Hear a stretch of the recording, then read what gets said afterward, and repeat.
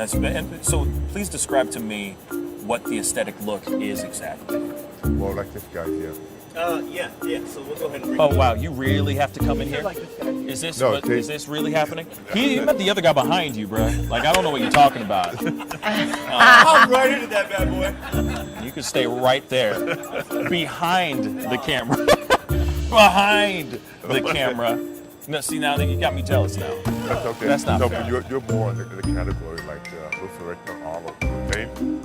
My man. Yeah. Arnold Ferrigno. Huh? Okay. Hey. Aesthetic.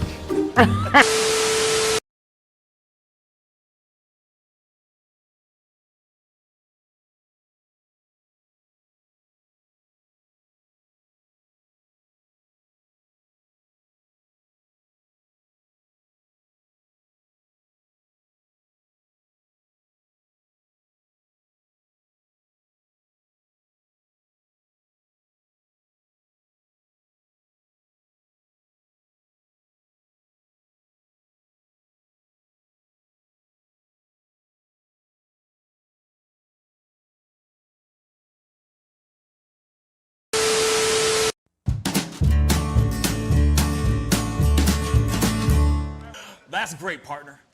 You two ever go out place everything in its proper place? That does not make sense, but we usually do go. We head to Kroger's, and we work. Yeah. I've got a lady waiting for me back home also. She has the most beautiful scrotum.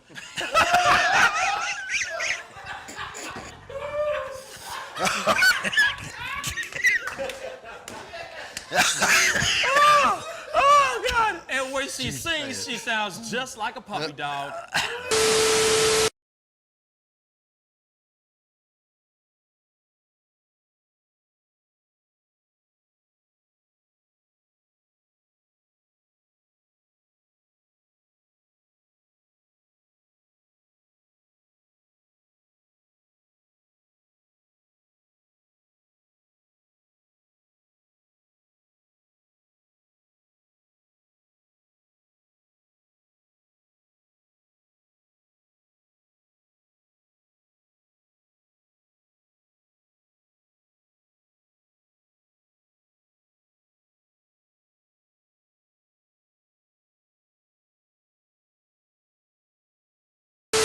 How do you nail a photo?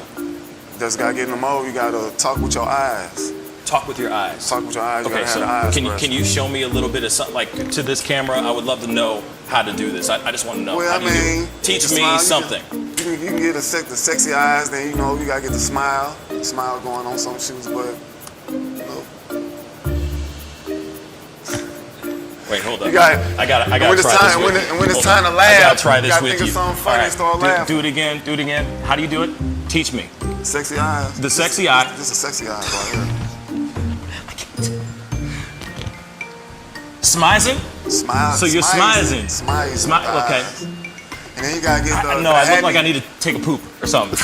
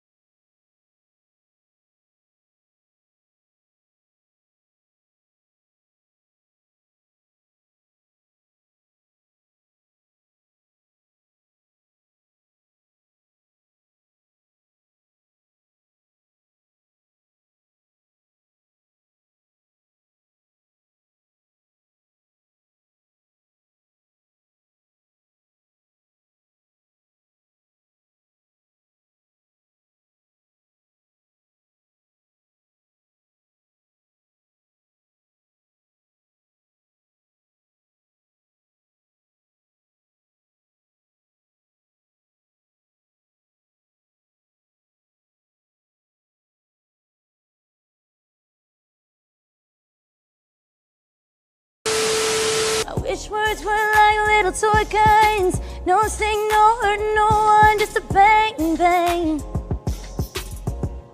Right? Is that it? Yeah, it's something like that. Just a bang, Toy bang, guns. rolling off your tongue. Toy guns. It's no smoke, no Bang, bang. bullets. Water guns. All right.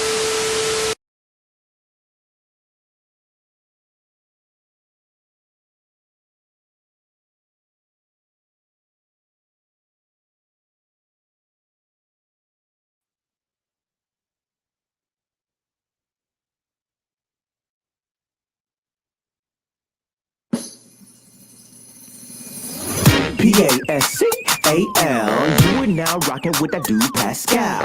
We be going wild, Haitian in the building, so original. Got the haters catching feelings. Get your hands up to the ceiling and keep them held high, cause St. Louis isn't ready. Forget about it, goodbye. Hold up, we just saying hi. Five somebody, rise up weekdays. Catch us live, somebody, let's go. Good morning, everybody, and welcome to the Pascal Show. Good morning, everybody. Good morning, happy Friday. I hope you guys are having a fantastic and wonderful Friday out there. Enjoying your day, making it dope, making it positive. You know what I'm saying? End the week, your work week out right. End it strong, y'all. Do me that small favor. A way you can make it end very, very strong is doing this small thing for me. You want to know what it is? Hit that like button down below. Just do that for me. You know what I mean? Step back and just boop. And do that as you hit the like button. Just boop. Just do that for me, okay? And don't forget, please, for those of y'all who are just tuning in, being a part of the conversation, part of the show today, good morning. Good morning. Welcome to the Pascal Show. Please do not forget to crush that subscribe button, nuke it, just, hang, hang, hang, hang. Apparently that's how you shoot a gun. That's the sound of a gun, okay? So be sure to hit that subscribe button, okay? I had a really, really great time this morning over at the Benjamin Dixon Show. Stayed a little bit longer because I was having such a good time. You know what I'm saying? And shout out to Rebecca, you know what I mean, on the Benjamin Dixon Show. I had to stick around so I could get to know her, hang out. You know what I'm saying? So I stuck around for her. You know what I'm saying? Always. But anyway, hope you guys are having a wonderful one. And if you haven't gotten a chance to see that, be sure to hop over to the Benjamin Dixon Show and check out that show. We had a really, really great conversation, a solid conversation about a whole mess of different things. And you'll be seeing me over there sprinkled in throughout the upcoming weeks and all that. And I'm very, very excited about it. So without further ado, we got to jump into our family. We got David and we got Lady Justice in the hurls. What's up, y'all? How y'all feeling? Hey, how you doing? Feeling okay? Good morning. Good morning to all y'all. What's popping, David?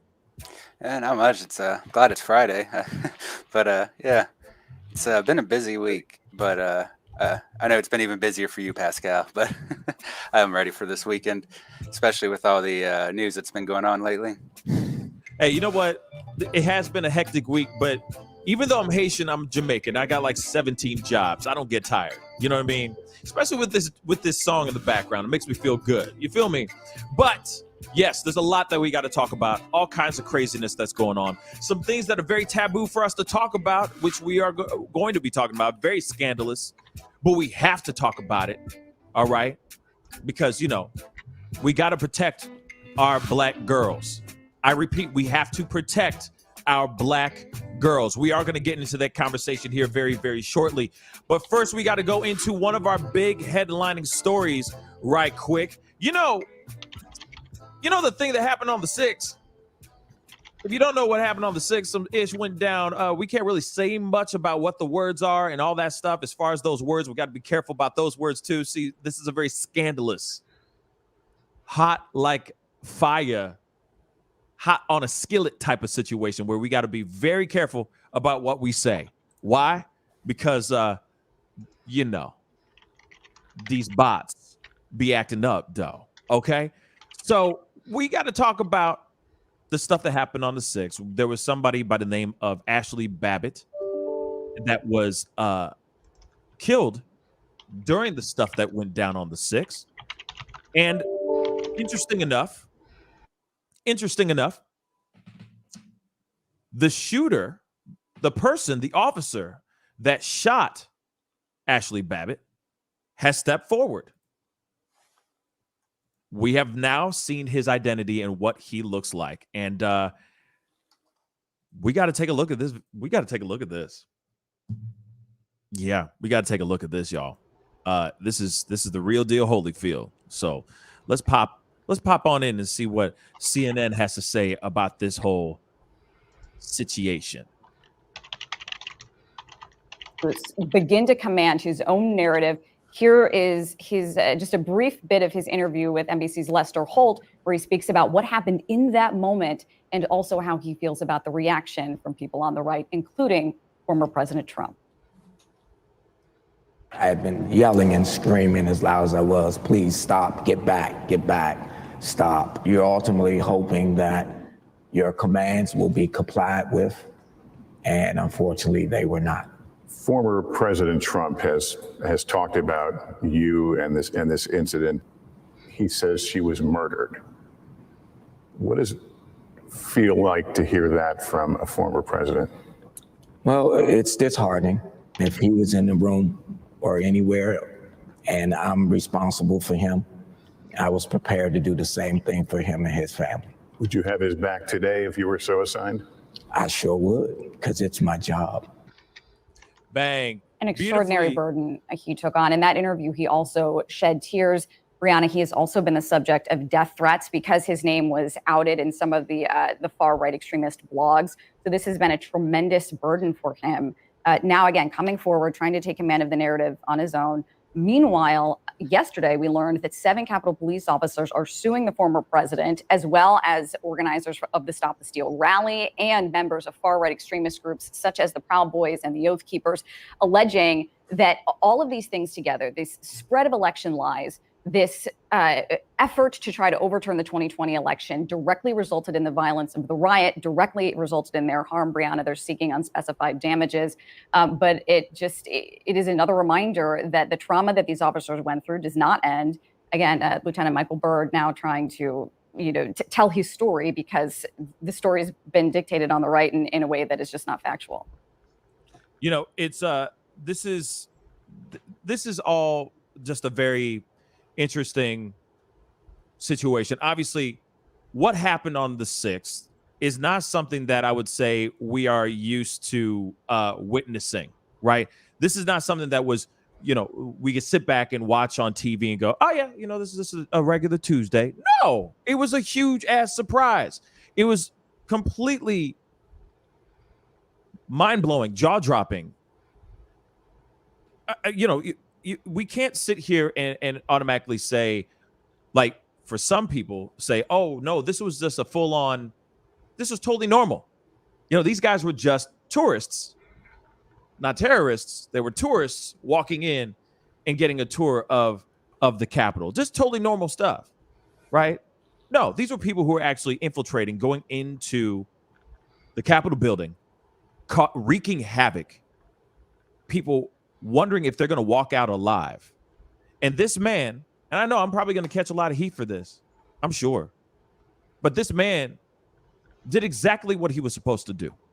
Yes, a life was lost. Yes, it's terrible. Yes, she was if I'm correct, she was a wife, right? She had loved ones. She was somebody's daughter. Yes, I get all that stuff. But she did something that she should not have done, period. And there's no way you could look at this and try to flip this around like what she did was justified. And you can't sit here and try to flip around what Lieutenant Michael Byrd did was unjustified. It's unbelievable to me that people are out here on the right that are willing to stretch the truth. I mean, they're stretching it beyond the point of recognition just so that they can keep with their narrative. Lady Justice, what are your thoughts on this? Well, as far as the 6th, I'm not going to share thoughts just to keep it copacetic. But Right. with the officer coming out, just the thought that I want to have that I think is really impactful is how he said he would carry out his role, regardless of who was in the office, regardless of a person's beliefs. He had a role to fulfill, which was to protect and serve, and his duty was to protect the members and our politicians. And to me, like, I'm moved by that because I feel like that's a reminder about how you kind of set things aside and do things for the greater good. And his role was to keep life safe and protect and serve. I commend him. I'm sorry that he felt the need to have to come out because people were doxing his name. And But I'm glad he got ahead of the narrative, and I'm happy that we got to hear his perspective. And I hope that just people listen to his story and understand, like, some of us have roles to do, some of us have jobs to do. Had that been the former president in that room and others were coming after him, he would have done the same. He would have laid his life down. I just have mad respect for that. And the funny thing is that if the situation was different and down that hallway was not Mike Pence and other elected officials, if it was actually Trump's office, let's just say, access directly to Trump, and he did that same thing, for a fact, Trump would have easily said, without even skipping a beat, without even a stutter, he would have been like, that man did exactly what he was supposed to do. He saved my life. He saved the life of this country. He did his job. And what's so wild to me, that the one thing that I can't completely get is this man put his life on the line for the people that he's protecting, for this country, and yet the people that run this country that are mainly on the right are trying to throw this man under the bus. Yeah. This is the same guy who's going out of his way to what he said, step back or I will shoot. This woman jumps through a window hole because the window pane had been broken out. She jumps through that thing. What are you going to do? It's your job to protect those elected officials. He did exactly as such. And these actual elected officials that were huddling off, scared, not knowing if they were going to see their families eat dinner with their loved ones that night, are now having the audacity to sit there and say this man did what he did. What he did was wrong, and are condoning the ridiculousness that happened on those steps and inside that building. It just doesn't make any sense to me. It just doesn't. Because like I said, if they were in harm's way, those people, those elected officials were in harm's way, and I'm sure some of them were. For them to sing this particular tune, it's just beyond me. David. Yeah, to be honest, it doesn't surprise me. I said this in chat already, but for the most part, everyone that was in the House, and there were Democrats as well, but for the most part, everyone was a Republican within there at the time. So a lot of those people have actually been speaking out against him, unfortunately. Of course, I do think, if he wasn't there and if he didn't stop her, she would have ran through that room. And if you saw how they were set up in that room, there were about 3 people on either side. It was kind of an enfilade setup. So, like, if she ran in with a bunch of other people, they would have been slaughtered, most likely, by those guys that were right around the door with their pistols. So he definitely kept more violence from coming in within the house, because if they did break through the house, I imagine a lot of those people inside would have started shooting. Because if you go back and look at the videos, they were pretty much ready on either side of the door. And so, if he didn't shoot her and she got through, she would have still probably been shot behind him. But ultimately, I think by preventing anyone from entering, he actually ended up saving not just the lives of the people in the house, but a lot of the lives of the protesters and rioters who were there that broke into the White House. So he saved their lives as well to a degree. Like I said, the man should be praised. The man should be honored for what he did. You know, it's funny because the other gentleman, there was another officer that was using himself as bait, right? He was heavily honored. They were like, "Oh, what he did was amazing," and blah blah blah, bowing down to him and all that. Why aren't they giving Lieutenant Byrd the same amount of love and respect than they did with this other officer? He still put his life on the line. He still had to make a very hard decision in the heat of the moment, and he's still not getting the respect that he deserves. Now, I don't know anything about the other officer. Other officer could be getting death threats as well. I feel like any officer that was involved with that whole situation can't, or I'm sure they're all, and if they're sitting there saying anything against the insurrectionists, I feel like they're I mean, I'm sure they're getting some sort of backlash. I'm sure. So I'm sure Lieutenant Byrd is not alone in this situation. He can't be. But it's still crazy to me that he's been quiet all this time and finally he steps out, because he's probably sitting there saying, "Hey guys, y'all need to leave it alone. Leave me alone. I did my job. That's my job to protect." David, what were you going to say? Yeah, I was going to say that what we're seeing here is fairly typical with all of the officers that were witnesses to the 6th. They've generally been attacked by the right. Generally, like, despite the kind of pro-police narrative, if those officers were witnesses to the 6th, they tend to get attacked by the right, as far as I can tell. I don't necessarily think it was a good idea for him to reveal his identity, because I do think people will target him. He might have a target on his head now. At the same time, that information was already out there on the right. Some of the forums, especially even the white supremacist ones. I think I watched a video, someone reporting that Stormfront did kind of an article exposing him. Stormfront is like a Nazi paper or something, a magazine, I guess, or maybe just a website. But either way, it's like a Nazi kind of thing. And so they were trying to expose some of these, or dox some of these officers, I mean. So what I think he might be doing this partially because he is looking for support, because people, especially those on the further right, are aware of who he is and are already angry with him. But now he's making himself aware, or he's making the whole population of America aware to him and what he did. So he might actually end up being safer this way, because because basically the people that were targeting him already knew who he was. And so now the people that are more inclined to protect him know who he is too. And so it's kind of a safety net for him too, to do this.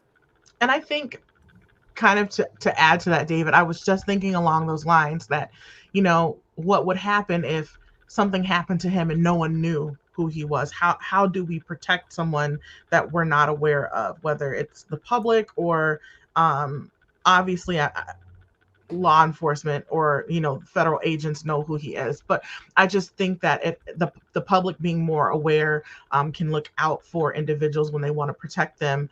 But not only that, given what's happening, I don't know if anyone's paying attention to what's been happening out in California, where there are protests happening, and anyone who's perceived to be on the left and reporters are being assaulted. There was a protester, an anti-protester to an alt-right type of protest was shanked. I mean, there's a lot of violence going on, and given that escalation of violent tactics, I think that it was probably a better time for him to come out, because I think things are getting a little bit worse for individuals.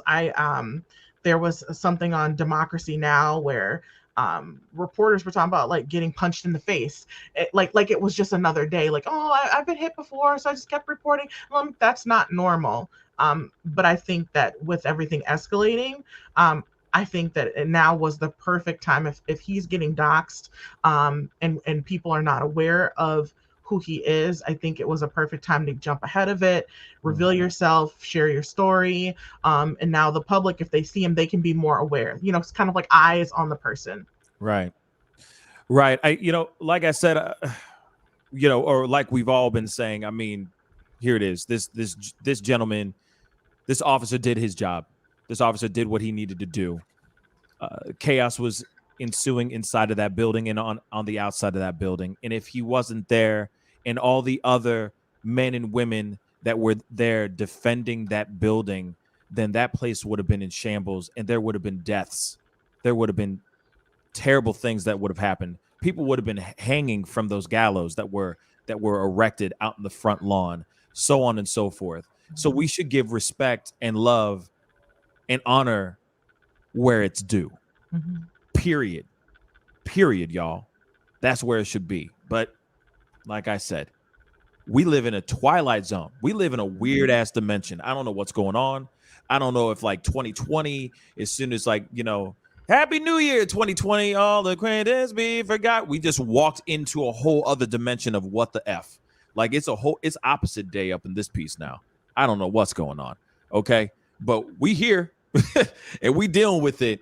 And like I said, I always say this, but I'm being real. My thoughts and prayers go out to him and his family. If he's receiving death threats that he should not be receiving at all, I hope he's finding safety, and I hope he's finding peace, his own internal peace. Because like I said, or like we've reported before, there have been officers that have taken their own lives, officers that were there at the Capitol during this thing on the 6th, that have ended up taking their own lives because of the stress, because of the depression and all the other stuff that has come, the tidal wave of emotions that have come that were so overwhelming that they could not bear it anymore. And I hope that does not happen to this gentleman. He did exactly what he needed to do. He did the right thing. Because honestly, as soon as that happened, everyone backed the F off. Let's keep it straight funky. As soon as that happened, they were like, okay, he means business. Unfortunately, it was a fatal shot. That's the only part that's so terrible. Like if he only winged her, right? Or shot the gun in the air, something.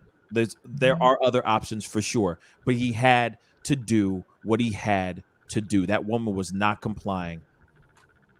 And and now that more videos have just come out, obviously, where you see the extent, like what we saw, I would even say in the week of the events of the 6th, didn't even look half as intense as some of the stuff that has come out much later and throughout the summer, like the videos from above and seeing people like really, really beat with poles and stomped, and like that was a dangerous situation. Right.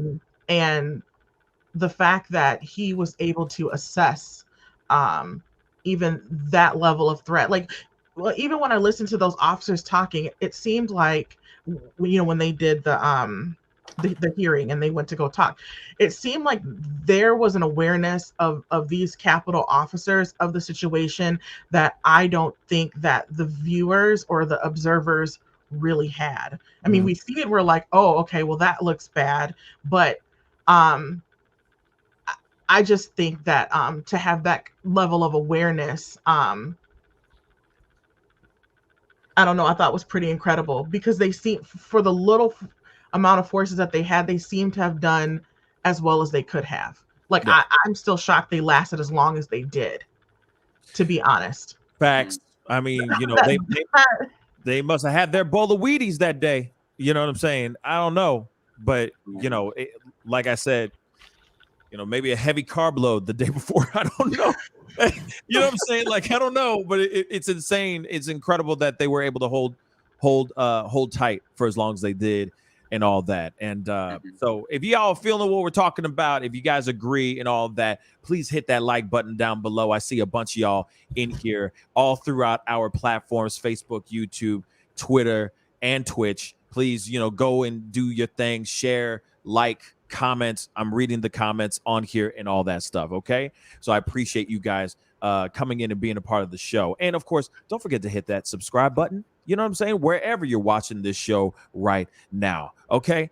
We got to go into our next story. And I promise you, okay, the show's going to go back up. I swear to God. We kind of got to go a little low, but we're going to end up high. Okay. I promise. All right. So we got to go into this next story. It's basically a story that's going crazy viral all over the social medias. Facebook mainly. Now it's going crazy on Twitter. It was going crazy on this platform, our main platform, the YT. But things have changed as of the past, I think, like 7 hours. Like when I went to sleep, woke up, some things changed. So, Right. I went to sleep at like damn near 3 o'clock in the morning. Okay, so there's some stuff that we got to talk about. All right, and it has to do with this viral hashtag called Costco Girl. All right, there is a young black girl. I'm assuming she's in her teens, young teens maybe. She's very tall. Okay, so I don't know what her real age is or whatnot, but we know that she is a young black girl that has been adopted by a white family. All right. Now, we cannot identify her name. We can't dox the family, the parents, the adopted parents, and all that. But there are accusations of abuse on all levels. I'll say that. Okay. Now, we have a news clip. We're going to show that to you guys. Like I said, the reason why I'm bringing up this story is because we have to protect our black girls. We have to protect our black women. And in this particular story, this is something that is, I feel like, not a lot. Well, now I'm not trying to say that people aren't covering it. People are. But I feel like a lot of the fellas out here are not really covering this story. And this is some serious ish. We're going to talk about it. We're going to look at it. We're going to do the full scope of this story. Full. We're going to be on both. We're going to look at both sides of the fence. We're going to play devil's advocate.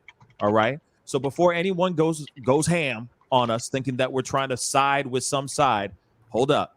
Time out. We here. We family. We're here to have this discussion. Okay. But what we know right now, there is a young black girl that is with a white family that is apparently abusing the heck out of her. There's accusations. Let's say allegedly. It's been alleged, not apparent. Alleged. Yeah. Sorry. Thank you.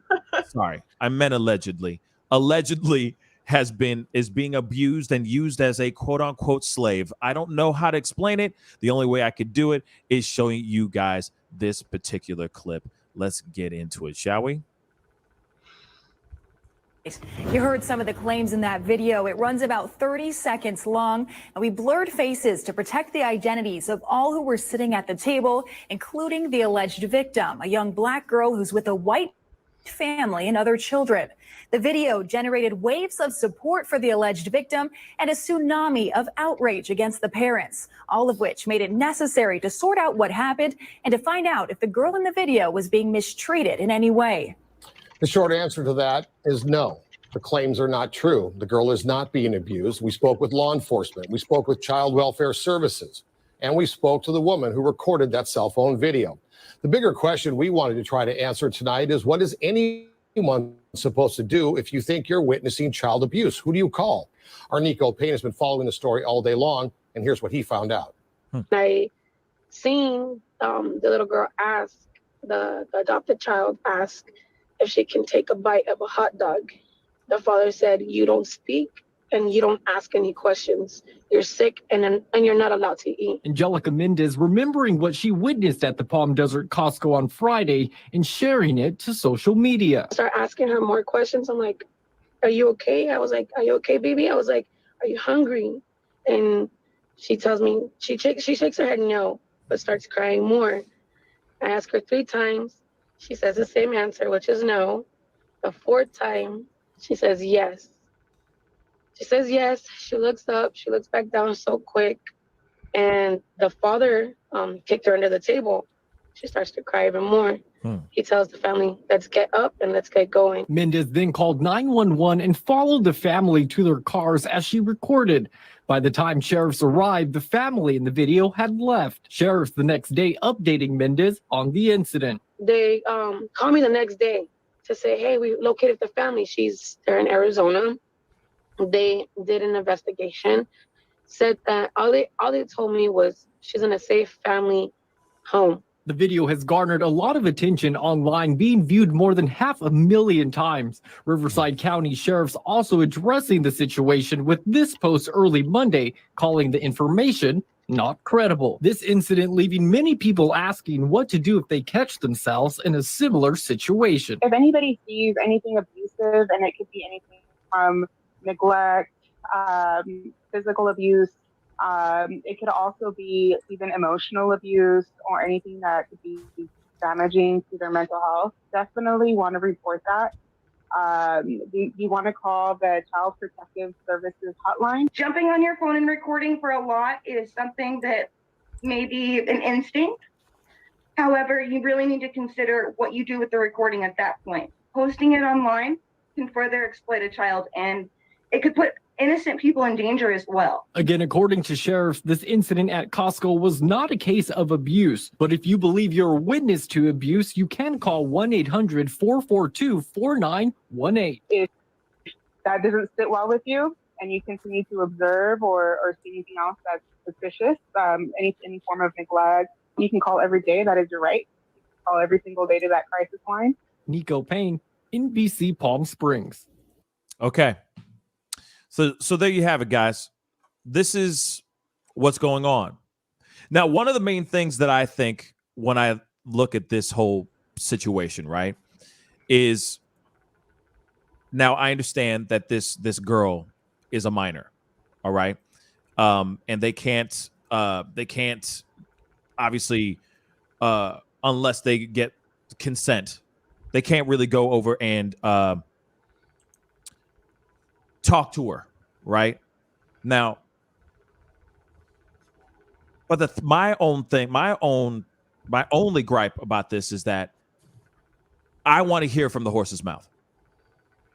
I don't want to hear from law enforcement just saying, "Oh yeah, you know, we did our due diligence, we did some investigation, so on and so forth. So therefore, no, all this is it has been debunked. It's not true. It's a lie." Well, let me hear it from her. Let me hear it from her. Do you have a statement from her? Do we have video of her actually saying that she's okay? Now, the actual video itself, the original video, the Costco video, all right? Obviously, there are some things that you got to look at, all right? One of the main things that I want to point out is this. We don't know, right? We don't know if we don't know the full scope of what's going on in that particular situation. She could very well be having a upset stomach. She could very well have be just having a really bad day, throwing a tantrum. She still is a kid. She could very well have mental health issues, or she could very well be abused, right? These are all just alleged, all right?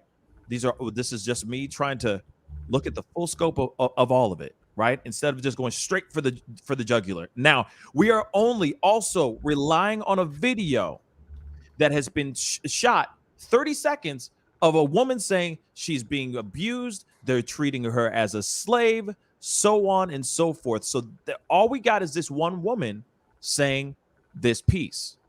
All because, here it is though, all because she sees a black girl with a white family, and it automatically goes to that level. You see what I'm saying? So, like I said, I'm playing all sides of this fence, all sides of this situation. Instantaneously, I instantly go straight for the heart, and I instantly think there's some bad things going on in here. They're mistreating her. If that woman literally went over to that girl and she said, "Yes, I am being taken advantage of," and so on and so forth, I'm instantly going, okay, we need to find justice. We need to find the truth about this, right? Then a lady just said it exactly. Let me pull this up really quick. Her comment. She said, "The Pascal Show." She also asked for help from the woman that recorded. But here's the thing, though, that right now, let's be real, it's just hearsay. It's not on camera. It is just her saying it. It's just Angelita. What's her name? Angelica. Sorry. It's just Angelica saying that. So all of it is just hearsay. So how can we truly believe what's being said when we're not hearing it from her mouth? Now, like I said, both sides of the story. I'm playing devil's advocate here and looking at all the full scope of this. Why some other people that have covered this story are sitting there going, why is everybody jumping to conclusions? Why are you so quick to jump to conclusions? So on and so forth. And then, of course, there's the other side, basically being like, protect Black girls. And I'm with that side all day long. That's why I'm saying we need to look into it. And for them to just go, oh, and the cop said that they're fine. Are we really? Is that really true? That this little girl's okay? That's fine. Seems weird to me, right? Seems a little weird. Now, here's some other pieces, and then I'm going to open up to the panel. Okay. Here's some other pieces to this whole situation as well. Last night, for days. Okay, I've been keeping an eye on this story. Why? Why, you ask? Because I was like, I want to talk about something else other than Fresh and Fit for crying out loud. So I've been keeping an eye on this one because I was like, this is a developing story that I really think is very engaging. And yes, I want to talk about this. We need to bring justice and save this girl if she really needs to be saved, right? I'm seeing all these other commentators covering the story and whatnot, right? I'm on the phone with Lady Justice last night. I'm not kidding. Like damn near not 1 o'clock in the morning. I'm not kidding. Man, I don't sleep. Okay. So I go to sleep. I rest my weary head at about 3:30. Wake my black ass up at 6 o'clock in the morning. And I get a message from Breon.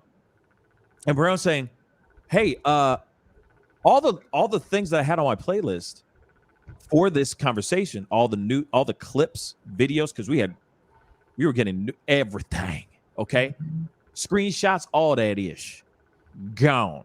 Some of the commentators that covered this story, their channels have been deleted, gone, okay? Dead and gone, okay? So also the account, the Facebook page in which Angelica was posting all of her stuff, her personal page. Guess what? You'll be surprised. Gone. So we're sitting here talking about it, and I'm going, okay, what do we do? What do we do? Because everything's gone. Most of everything is gone. There's a few shows, there's a few channels that still have their stuff up, but most of them have been taken down. Why is that? Is it because they were doxing the family? Putting out their faces and their names out there, or something bigger going on? Now, I'm not trying to get all Alex Jones on you guys. I'm really not. Because I got better things to do with my life, with all these conspiracies and stuff. But why suddenly they were covering it for days? I mean, it's been like 3-4 days of people covering this story, slowly but surely starting to trickle out, right? And becoming a thing. And suddenly, all of a sudden, out of nowhere, main pages that were talking about this gone, ghosted. That seems strange to me. So I'm gonna throw it out to the family, all right, to the panel. I mean, because you also got to remember, and this is something that Breon and I were talking about for at great length last night, is the transracial, when you have transracial adopted families, right? When you have a multi-race of people in one family, or say like you have a white family and a black child, right? And that black child may be disconnected from that white family because they're black. Culturally and biologically they're different.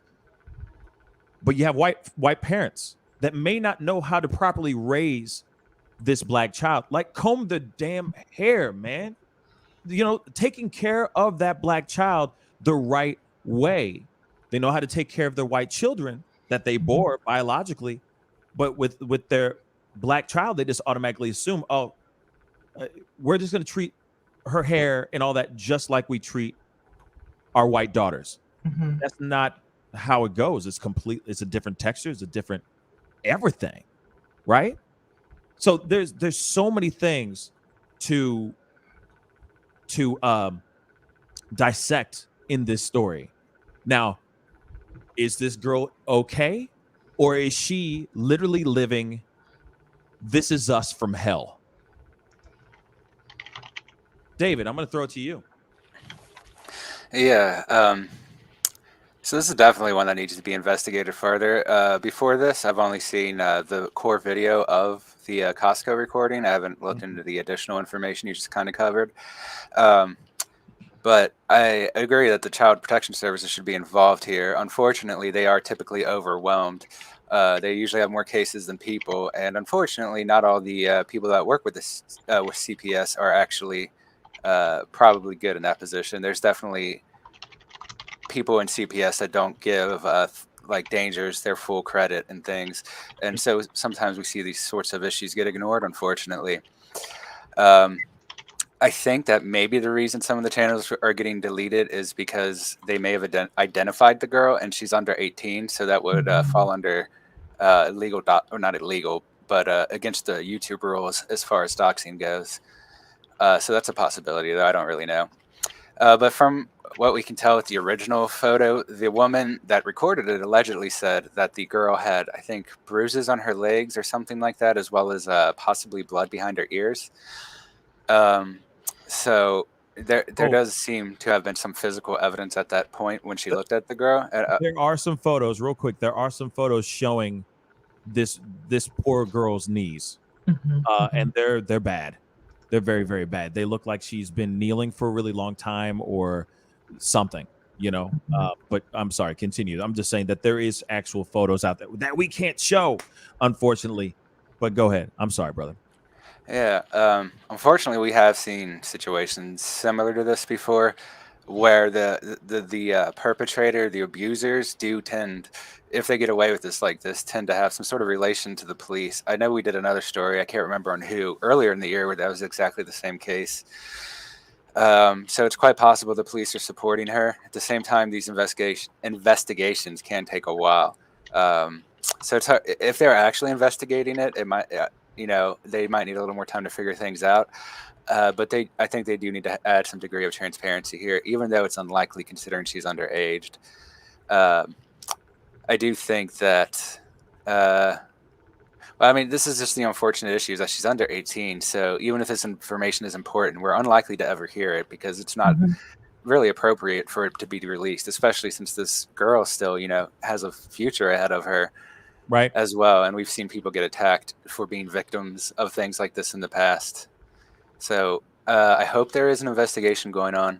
Like I said, all I've seen is the original video, and it was questionable. I haven't looked into it as much as you two, so I don't have all that extra information. But this is definitely something that does need the CPS or somebody else, like the FBI for child abuse. I forget what they call the section. But they have a section for it as well, especially when it comes to children like this. And to be clear, she is adopted. She's not just being fostered anymore. So they are her legal guardians, and they do legally control her. So it is going to be a very difficult thing to find out the truth here. But so hopefully the CPS does get involved, and they do a good investigation, and the person working on it is a good person. But we don't really know that that's going to be the case. So it is good that this awareness is kind of being pushed out there right now, since it could be true and this could be a huge problem. But at the same time, there's a small possibility that this is like not as bad as it looks. Maybe I don't really know that. I do tend to think that what we've seen is probably indicative of some sort of abuse, but at the same time, we're not there to actually see all the data. That's why I do want an independent investigation that can be released. I just don't expect that we'll actually ever see it. Right. Now, the other thing is really quick before I throw it over to Lady Justice, because I know she'll just drop the mic and walk off the damn stage. So let me get my moment real quick. No, I'm just kidding. But The problem with this is that sure, maybe this woman who was filming caught a bad moment in a family's life, right? It could have very well have been a situation where the girl is just having a bad day or having, an emotional outburst. You say, saying that she's hungry. I don't know. Like I said, but the thing is that, of course, like what we saw in that news clip later on, it's like, yes, you're putting that stuff out there, but you're putting that little girl's life on blast. You're putting her identity on blast. You're putting the other kids' lives on blast to the point where it goes super ultra viral. Other people step forward, sending text messages and messages to this woman saying, yes, I've seen this family do this, that, and the third to this child, so on and so forth. Please don't put my information out there. But here's the truth on the family. The father does this. They live here. They are this. You know what I mean? But at the same time, you're getting all this information. How much of that is actually true? Because there's plenty of crazies out here that are willing to say whatever it takes to be a part of the drama, to be a part of stirring the pot. Like I said, it just seems like this is something that is stirred and has blown up so fast with assumptions, with no actual physical evidence. That's why I'm going, okay, yes, save all black girls. We must protect our black girls. We must protect our black women. I'm with it all day long. But the way this is kind of unfolding it just isn't coming out. It's coming out flimsy. It's just coming out very flimsy. The foundation is starting to crumble. Very, very bad. Lady Justice, what are your thoughts on this?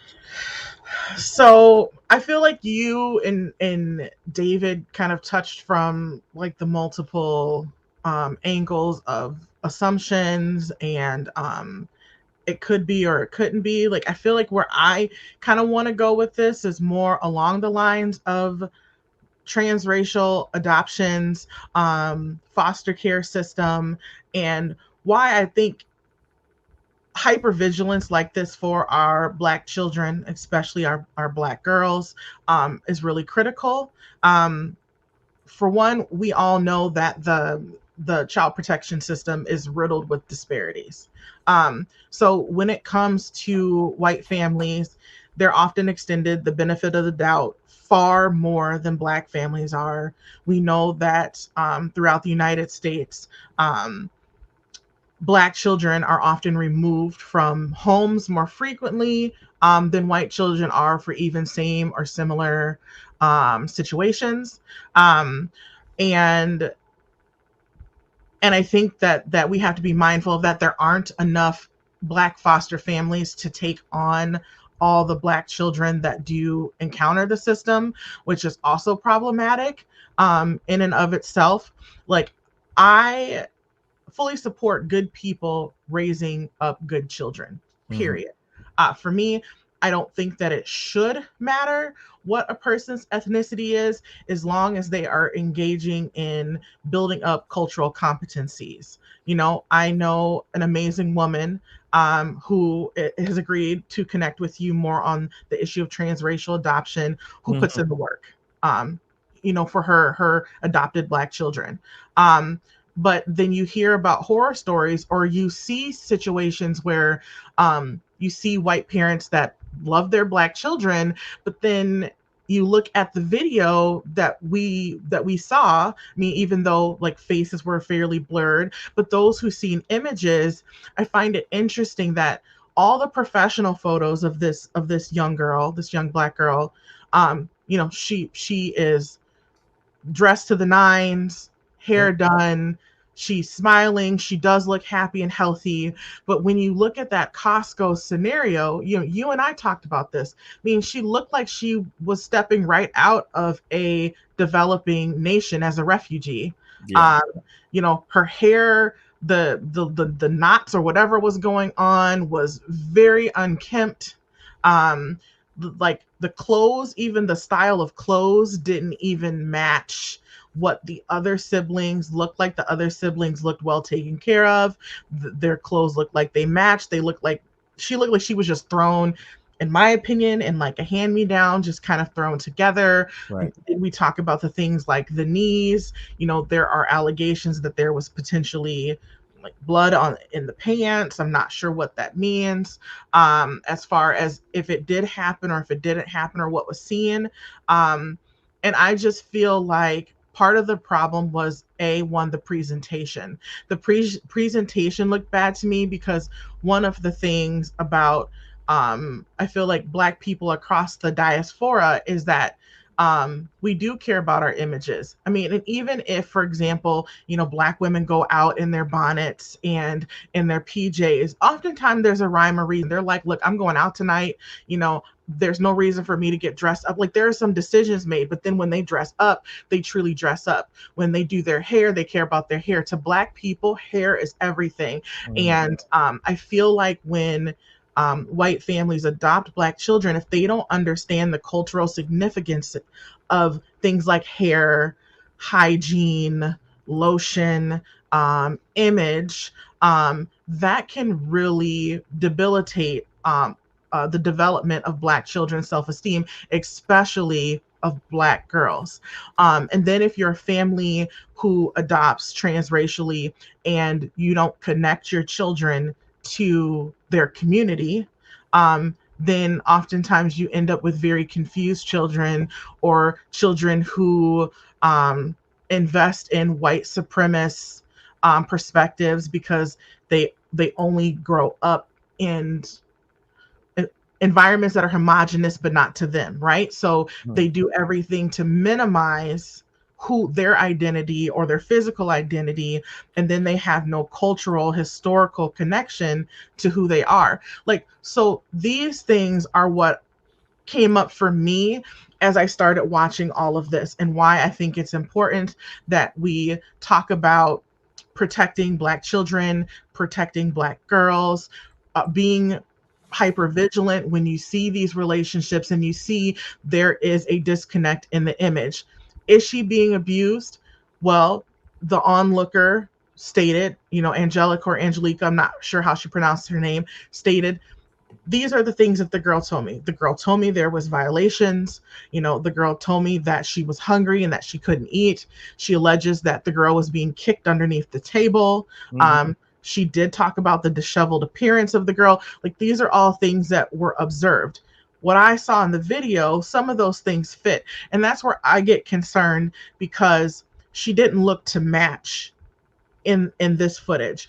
However, like I said, in the family photos and stuff you see all over the web and what's been circulating, she does look well cared for. She did have braces. She did look happy, healthy, and vibrant, and skin moisturized and hair done.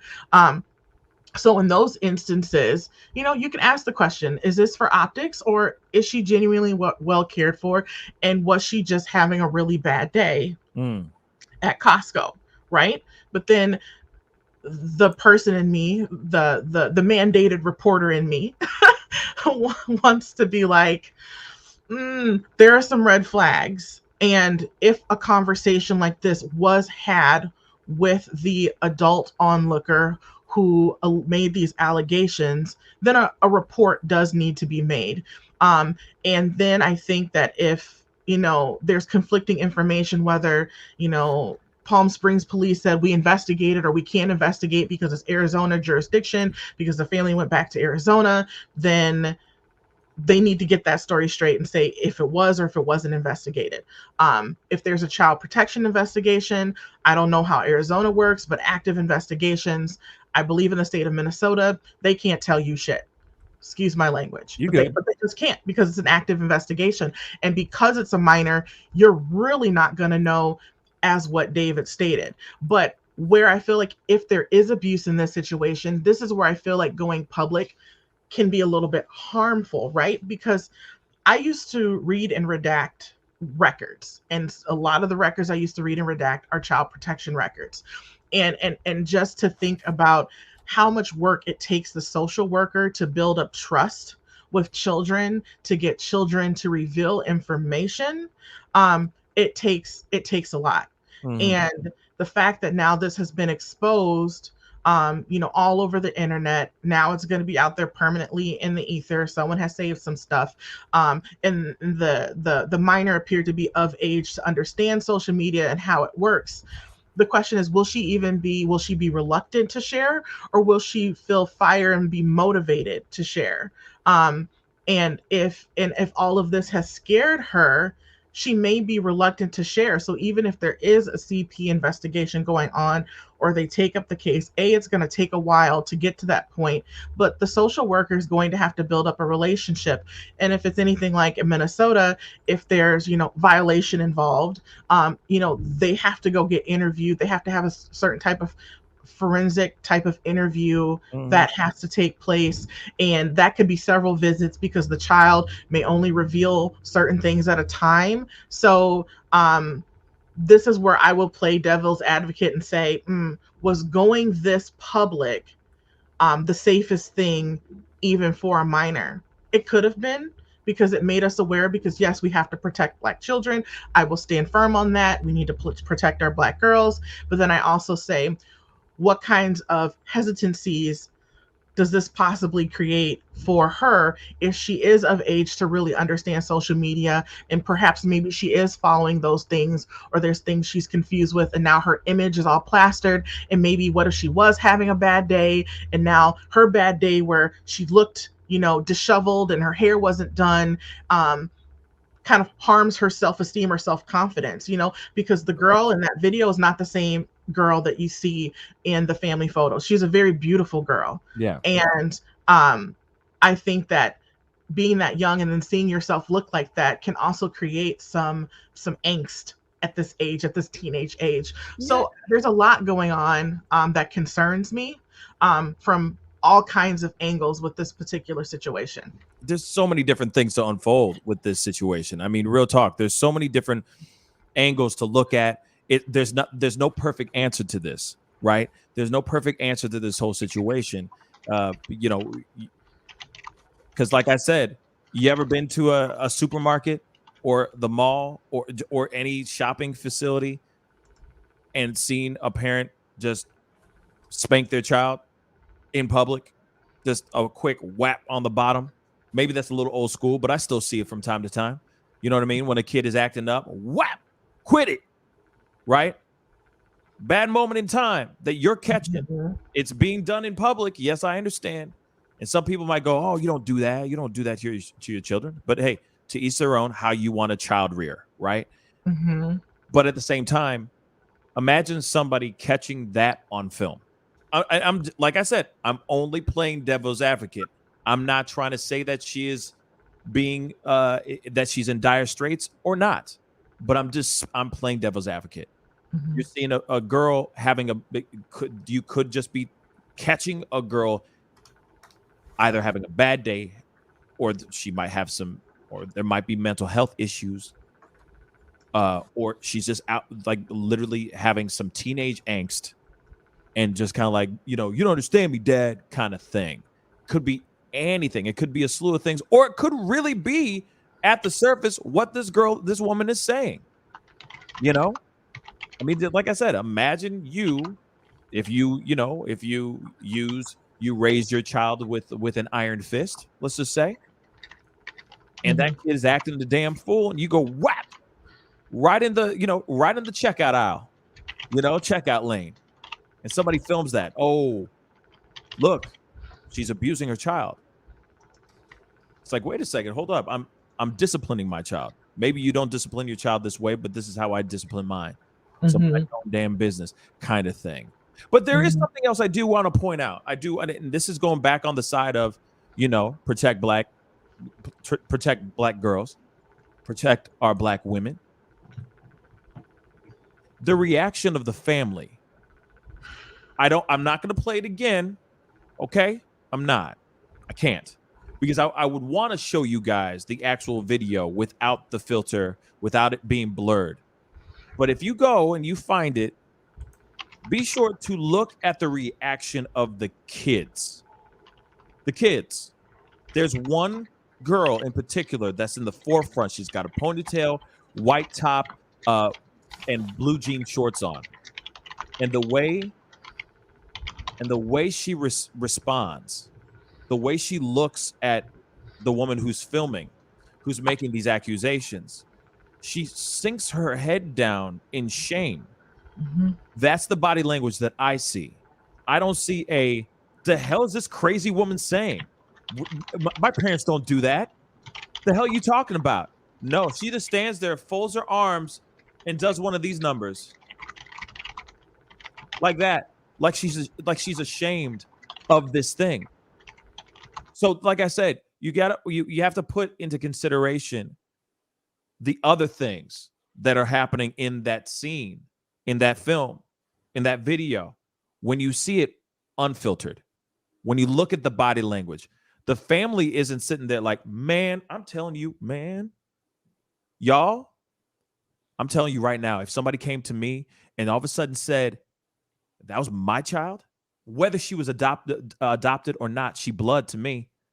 And suddenly out of nowhere, somebody goes and filming, putting a camera in my face, saying that I'm abusing my child, someone that I love, that my love for this child transcends race,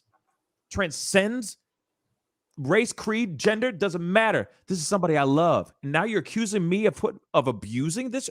I'm telling you, you would feel the wrath of God. I would shake the very foundation of that Costco. Do you understand?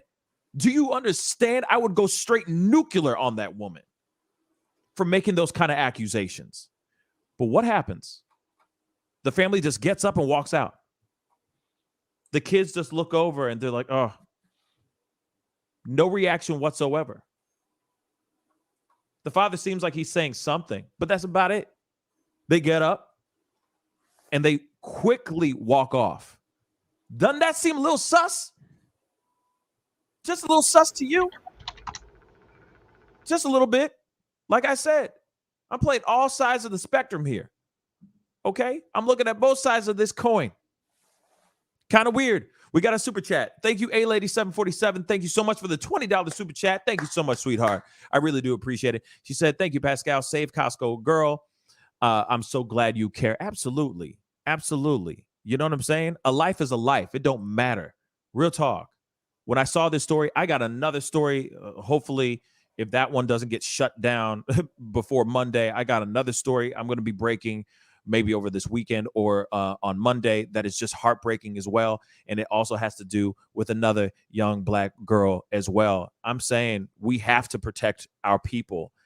All of our people. That's black, white, Puerto Rican, Asian. It don't matter.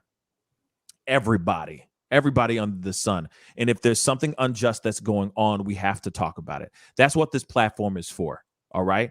We'll talk about stuff that's going on in the manosphere, but we'll also talk about the injustices that are going on with a black young girl, whether she is being abused or not. We will talk about it right here. Let's not get it twisted. We're going to talk about this. David. Yeah, and I do want to point out that so adopting a black child, and I found it again, but I read this article like 10 years ago. But typically speaking, these agencies will not try to give a black baby to a white family. They will typically force them into black families. However, there's a low demand for black children, so most of them tend to stay in adoptive facilities. So to this end, you see now that like it can cost about $15,000 or $18,000, to adopt a black child, but it costs almost $30,000 to adopt a white child.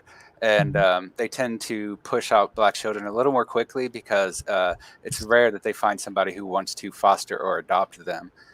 It's like black cats and black dogs. You know what I'm saying? Very rare that people want a black cat. Very rare that people want a black dog.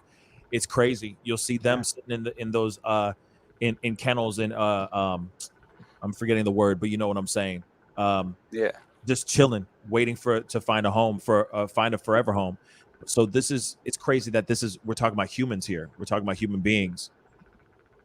So it's Yeah. wild. I didn't mean to interrupt you again, David. I'm sorry. That's cool. But yeah, so we just see this kind of this is in general. I'm not talking about any one adoption agency, but in general, adoption agencies have a lot of trouble finding someone to take care of African American children, especially girls, apparently. And like I said, it's so much cheaper. It's like half the price of a white child, which is kind of messed up. But I don't know how they decide how much a child is worth. I don't really know what's behind deciding the prices of children, but they do lower it considerably for Black children, since it's hard for them to find people. Apparently, around 85% of Black adoptions are actually done by white families in the U.S. I mean, specifically, not in other countries. And other agencies have skin color based fees for many adoptions. So you get discounts for adopting the Black child, whereas you might have to pay extra fees just to get the white child. So it's a kind of strange setup that they have it, especially since, it seems like they're trying to push out Black children more because of the lower demand, but at the same time, they do not necessarily want to have unsegregated families. Seems like they have a tendency across the country to kind of only adopt minority children to minority families unless the family goes out of their way to get the child. Yeah. And I mean, and of course, this is something that's going to, it's going to be like this. This is going to be the procedure for ever until people are willing to, like Lady Justice's friend, that hopefully will be on sometime next week to talk more about these kind of things. It's not going to be, this procedure and what you're talking about is not going to change until other white families are willing to, or white adoptive parents are willing to adopt Black or children of color. Let's be real. But yes, when it comes to Black children, yes, I mean it's much lower. It's much lower. But yeah, what were we gonna say, Lady Justice? I was gonna say, you know what? I'm not even gonna say, like until white families do X, Y, and Z. Period. I think that if you're gonna adopt transracially, whether you're a Black family adopting from Korea or a indigenous family adopting from Latin America, like I think you need to be culturally competent and versed in the culture your children are coming from. I think that things are not going to change until we invest in the Black community. We're going to have to be really honest about that. Like, we need to build stronger Black families. We need to reinvest in the education system, and we need to, for me, I believe that we need to, it's not about school choice, but I believe we need to shift away from property tax-based funding to education, and fund education more equitably based off of numbers and based off of need, because that's equity. It's not about the whole equality of it, but the equity of it, so that we are building stronger, educated future generations that can safely, we've got to reduce violence in the Black community too, but so that folks can safely remain in the communities and give back to the communities, protect those communities. So guess what? We alleviate the need to have so many Black children in the foster system with parental rights terminated, because these are other facts. Black parents far often get parental rights terminated for things that white parents do not. For example, drug abuse.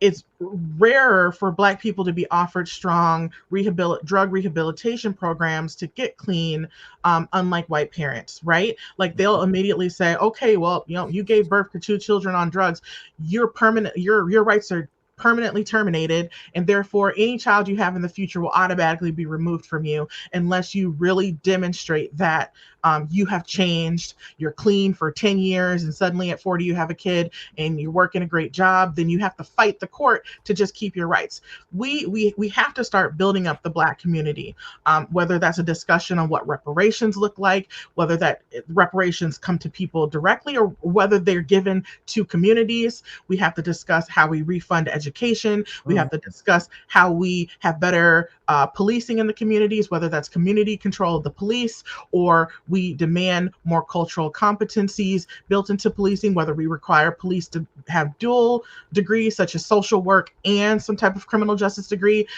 Like I think that there needs to be better discussions for how we build stronger communities so that families are not getting broken, because it takes black children that are adopted are typically adopted twice as long. However, most black children will age out of the system, and most black children that age out of the system also have juvenile records, and that's also a problem. And so until we start to think about how do we build up the black community, like, we're never going to get anywhere. I don't think this is about like just can white people who adopt black children be more culturally competent, but can we build up strong family units, get the men back at home, stop putting people in prison for minor offenses that you wouldn't put people in for a black community.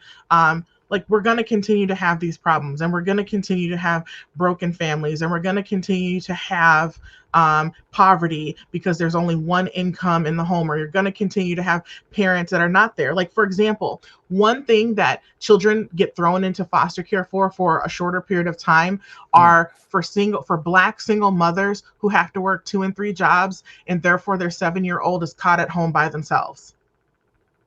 Where else are they going to go? They can't afford childcare. Oftentimes, childcare doesn't exist after hours. And if you find an after hours program, it often comes with a premium.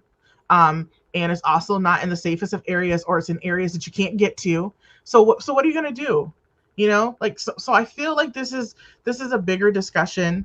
And I feel like it comes down to how are we going to build up the black community again, and whether it's what do black people need to do, and what do we need to do fiscally, you know, from our economy, from our tax dollars, to help ensure that there's more equitable approach to eliminating poverty, building up education, reducing violence, stop privatizing the damn prison system. Like, to me, there's a lot to unpack with this conversation. So I will get off my soapbox and just kind of leave it at that. No. And, you know, this really quick, I just wanted to add to that. Unfortunately, we got to jump on to our next few stories so we can wrap. You're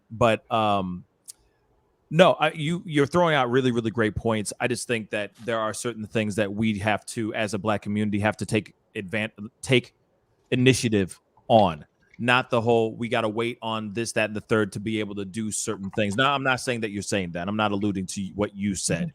I'm just kind of building off of what you said as well. So instead of it being like, is it reparations? No, F that. We got plenty of people out here. There are plenty of black men and women out here that are in the middle class, that are in the middle class bracket financially, that we could easily find a way to reinvest into our communities and build from there. F those reparations.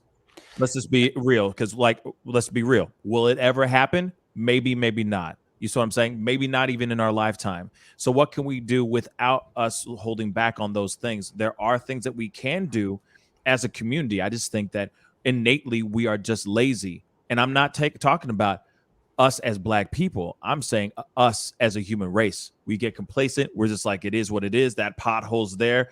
You know, there's nothing I can do about it. So we just walk over or drive over that pothole every single day, complaining about it, but not doing anything about it. That's what I'm trying to say. You see what I'm saying? But of course, you know, that obviously delves into a much, much bigger conversation in itself. There are so many stories, what the facts that you said, Lady Justice, are absolutely right. That there are more and more kids that are getting that have more like juvie records and all that because of not being able to find a proper home to live in. And yes, the nuclear family doesn't really exist in the black community. Now, of course, within BLM, and of course, I haven't said that acronym in a long time. They're trying to dismantle the nuclear family. Which is an interesting concept, but I think it's something that needs to be there. I don't think we've actually had the opportunity to really instill black families, the mother and father, or the mother or the father, because we live in different times now, right? where they are co-parenting, they're raising those children up instead of having these children that are thrown into the system and have no place to go, so they end up going into a life of crime, or they feel like they're not loved, and so it's just like this cyclical rotation that happens, right? This kid goes through, stays till he's 18, he moves on. Then another kid comes in, does the same process as well, right? But of course, that is a very deep conversation that we could definitely go into. But we got to jump into the next story really, really quick, David, and then we got to jump into the next story. Go ahead. All right, and I do have to go after this one, but so some people, I think I maybe didn't speak clearly. I wasn't trying to say that white children are worth more monetarily. My point was that the standards are lowered so that more people can get access to black children that would not be able to have access to white children. So what you're seeing is that people, some families, white families especially, that can't adopt or can't or won't be allowed to adopt a white child might settle for a black child because the standards are lower, unfortunately, and the price is lower. And that is a thing we see happen. Interesting. And thank you for that clarification. Thank you for clarifying yourself. I do appreciate that. And that's a good point. That is very much a good point. Now we gotta, kind of scoop, skloopity-doo, do a little skloopity-doo, back up to some stuff. This is just weird. It's still messed up.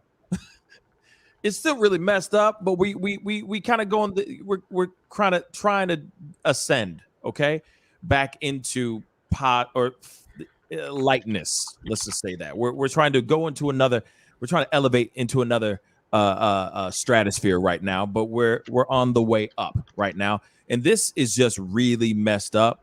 And I just figured since it's Friday, we need something that's a little freaky and strange, and this video is very weird. There is a video of a man who is reupholstering an old chair, and he found something that I think you guys are going to be shocked. Let's take a look at this.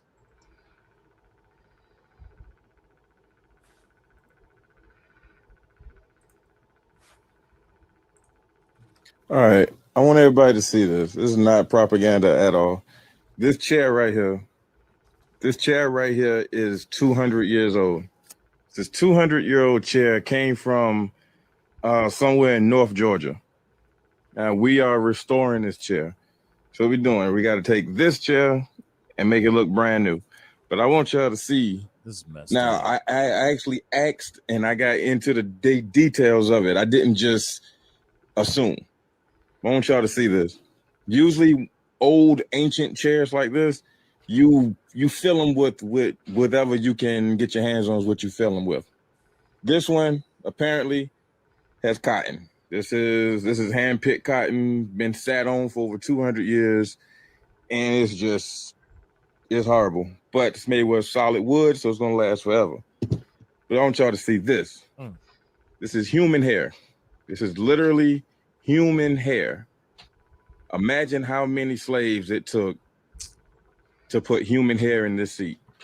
It's the full seat, the full interior of the seat. It's human hair. It's human, not horse, not cow like they usually do, pig hair, horse hair. No, this is actual human hair, slave hair. Imagine how many slaves it took to fill this chair. Wow. Human. Look at all that. I'm sorry, I didn't mean to stop in the middle of it, but look at all that. That is a whole bunch of hair. That is human hair, everybody. Human hair.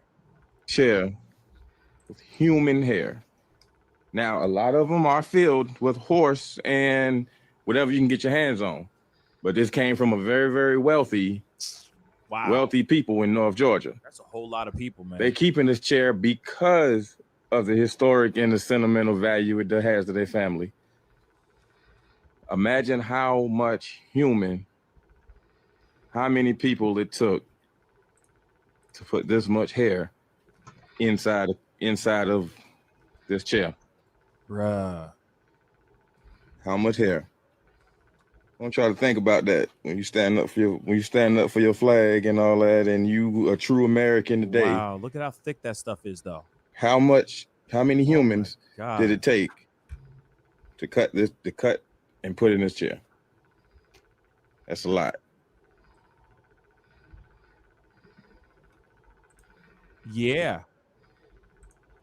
Do you see that? Can you believe that?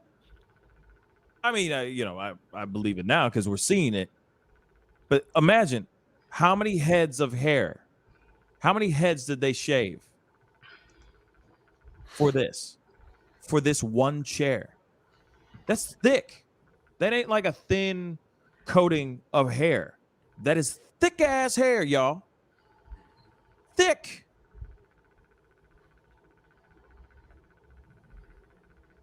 This is how they saw us, man. I mean, really, they thought of us as livestock, property. This is giving me Holocaust vibes. I'm sorry. I'll be real. It's giving me Holocaust vibes.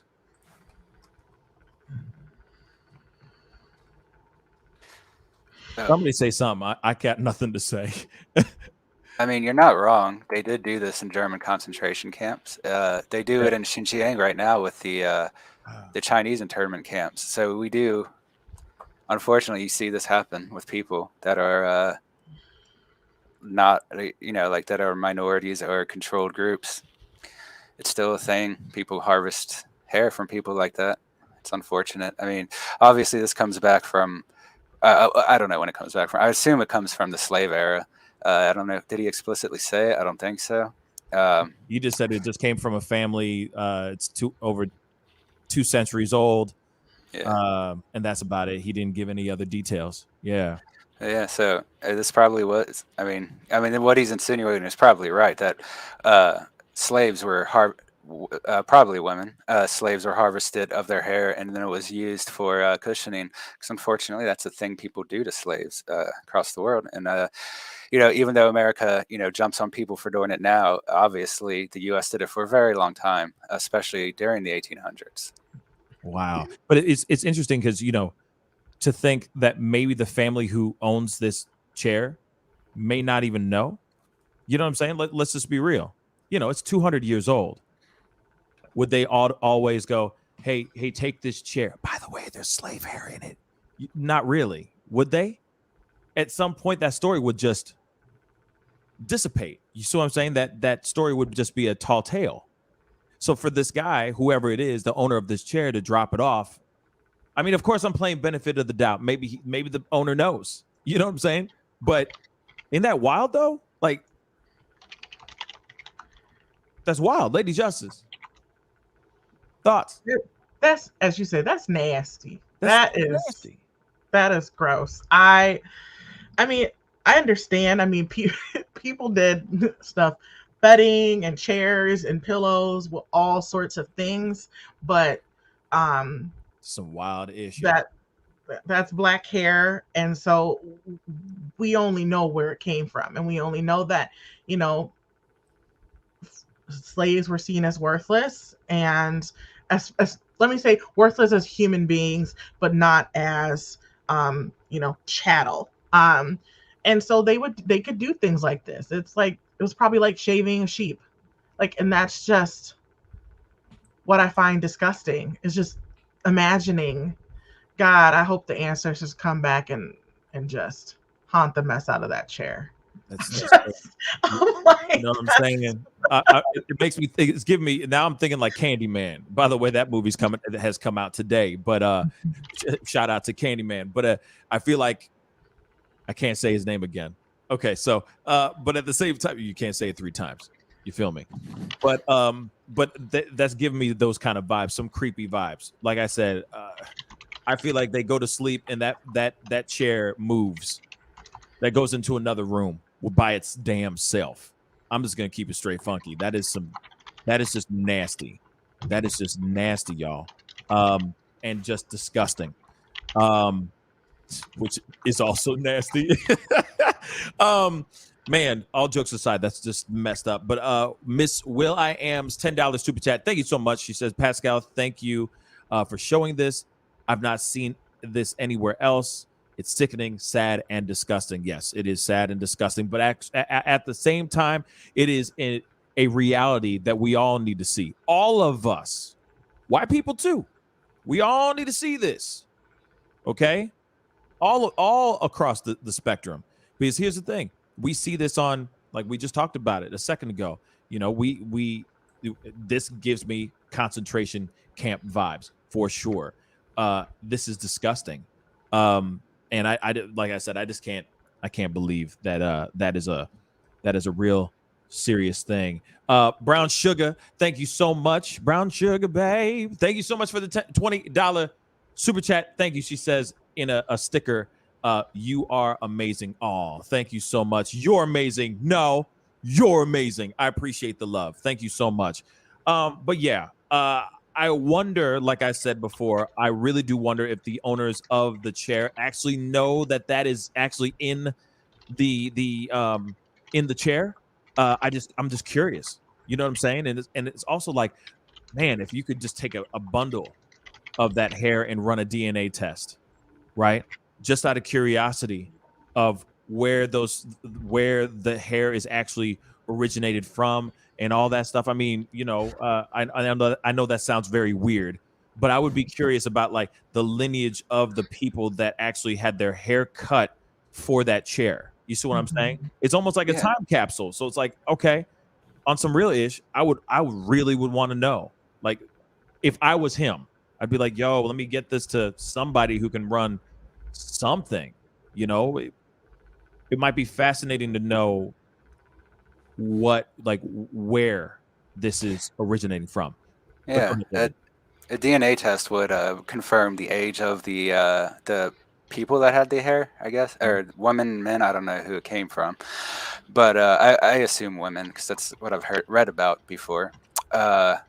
So yeah, but so this would give us an idea of when the hair was cut and the age of the person who had it. So it would let us know a little better. I mean, if it came from the period when slaves were held, you can guess pretty easily why it was sold there. But if it's much newer than we think, that would change the story a little bit. I don't think it's much newer. So people did in chat mention about selling hair, which is a very common thing in the past, but that was usually for wigs and things like that. People didn't sell their hair typically for cushioning. It was sold for wigs at the time because they just couldn't make synthetic hair like that.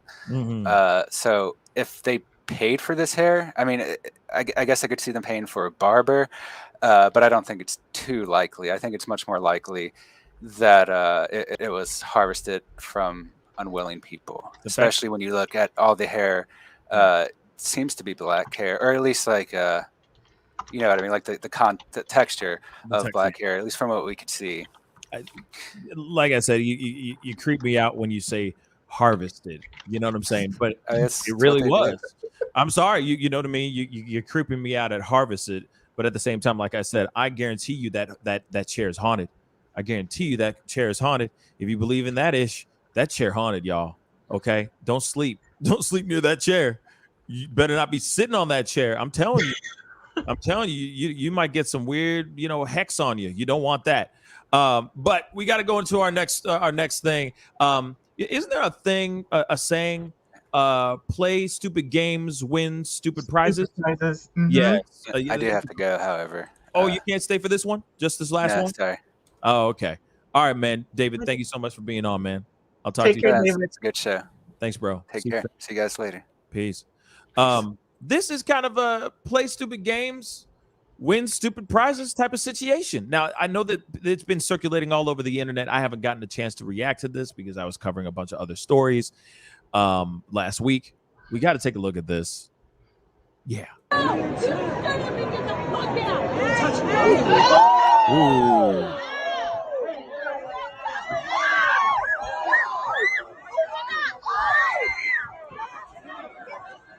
Night. Hoorah.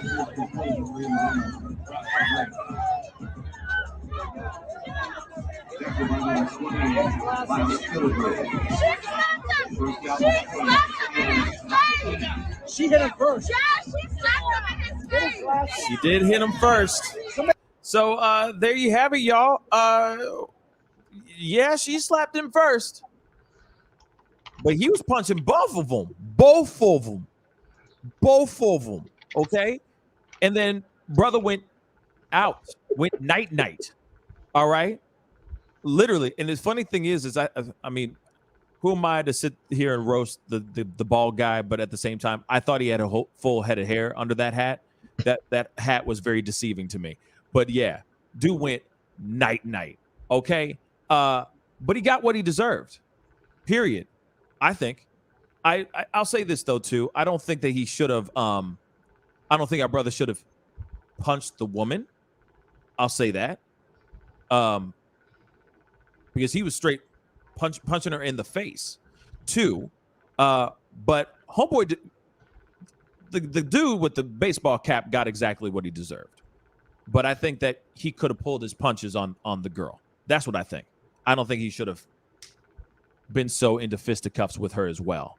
But it's because it seemed like she was just kind of, it wasn't closed fists. It was more like just getting her hands in his face type thing. But he was straight punching her straight in the jaw. Right? But homeboy deserved it. Homeboy deserved that. He jumped right in. I mean, here it is. Doesn't he look like from the back with the hat? Doesn't he look like he should have like a full head of hair? I'm just saying. No, I mean, like I said, I'm not judging. I ain't got nothing up here. I'm just saying, still, though. He kind of looks like he's supposed to have a full head of hair. Full on luxurious hair. You know what I'm saying? And no. But anyway. What do you think of this, Lady Justice? Whew. I definitely think, dude getting clocked out cold was definitely something coming. Like I had said to you before, like, get in the car, Aaron. Yeah. That's what somebody should have been yelling to her. But here is my deal. Should people be hitting people? No. But we also don't know the people that we're dealing with. And we're also in a different generation. Like women don't want to be hit by men, but they'll put their hands on them. Mm-hmm. You're liable to walk up on the wrong person. Fact. She walked up on the wrong person. I'm not sitting here saying it's right or it's wrong, but when you slap somebody, we don't know if a person's going to go into fight, flight, or freeze mode. And when that autonomic nervous system kicks in, I don't think all men see that's a woman. I think they see that's a threat and I'm just going to start swinging, right? And this dude ended up then having two of them come at him, right? Like from two different angles.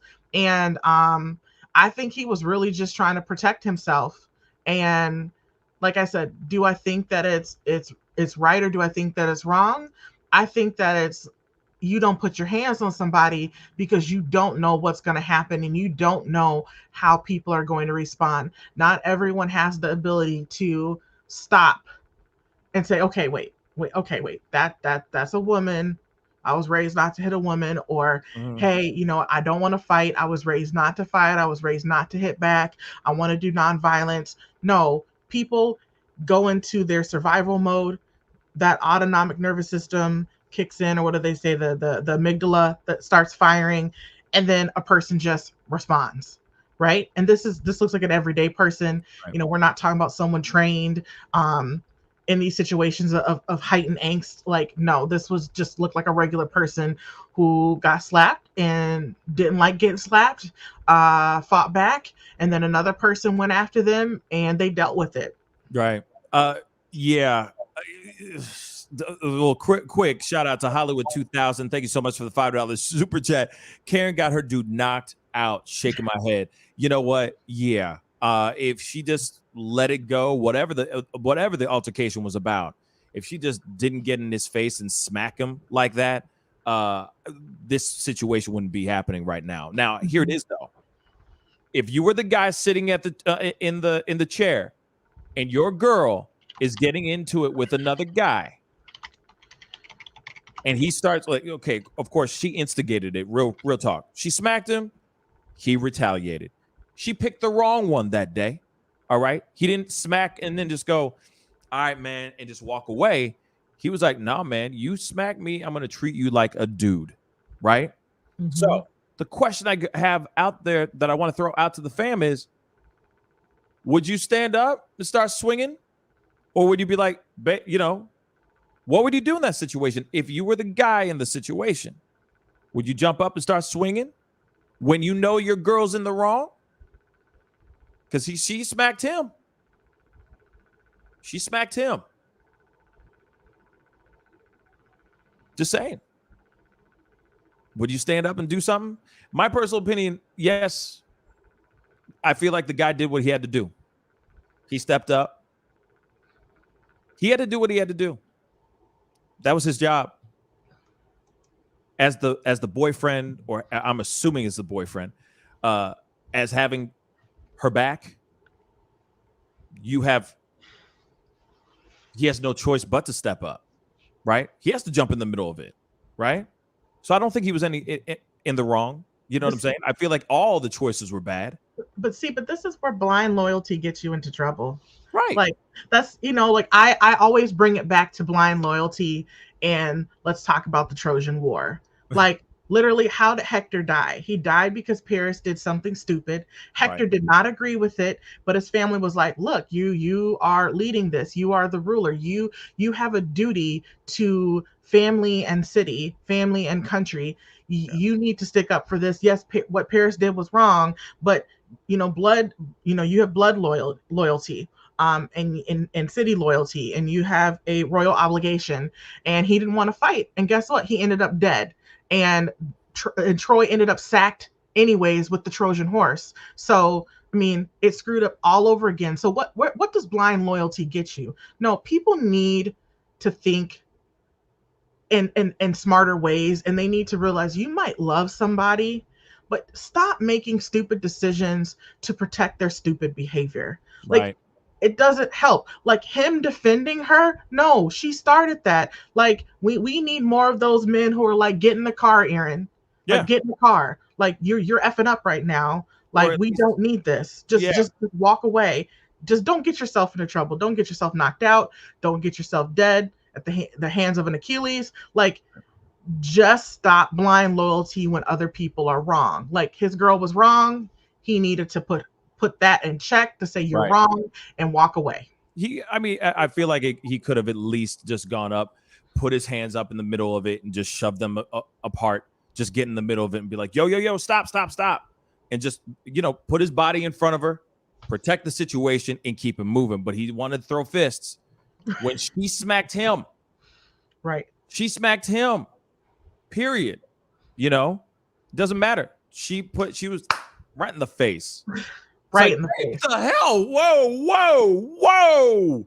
That could happen. But he just started swinging. And what happened? Brother went night. Mm-hmm. He got exactly what he deserved. He was looking for trouble. He found it. You know what I'm saying? He got what he deserved. You know what I mean? But that's why. Exactly. Get in the car, Karen. Get in the car, Aaron. I'm tired of your BS, man. Get in the car. That should have happened. But that didn't happen. That did not happen at all. Right. We got to go into the next story, our last story of the day. Oh, my Lord. Oh, sorry. I never thought I'd ever say that phrase ever in my life. Play stupid games, win stupid prizes. But that was a good one right there. Mm-hmm. Another one. We got another one for y'all. This one is in our title.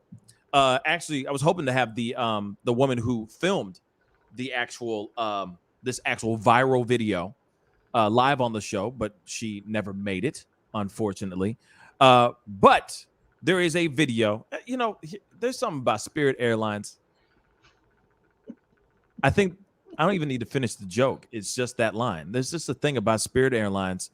We need to take a look at this video. There's a woman that was arrested on Spirit Airlines for smoking a cigarette.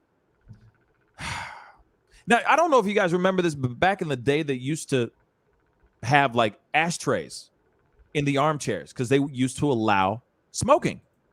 They literally used to allow smoking on the planes. Well, obviously that has changed. Obviously, this woman has the Karenacity, the audacity, Karenacity, to. It's a new thing I'm trying. If you like it, give me a thumbs up. If you're not feeling it, I understand. It's a new word I'm trying. But she has the Karenacity to pull out a cigarette and light it while they're doing their thing, while they're flying. So we got to take a look at this video. And the commentary in this is freaking amazing. Take a listen. Hey, she ain't got no 20. You think she got 20,000 on her right now to get out? Look at the hood. Oh my God, man. Come get her, please, bro. Cause she holding us up, bro. They come to you. I want to smoke it. They know who's going. They got her name. What they doing? Fucking talking about they know what they about to come to cook. Somebody call 911. Please get her. Cause they fucking up our flight. Please get her. Ma'am? Now she acting dead, man. You only smoke a cigarette, man. I want no weed. Get the fuck up, man. I'm sorry, sir, but she messed everybody day up. Now she acting asleep. Shit crazy, man.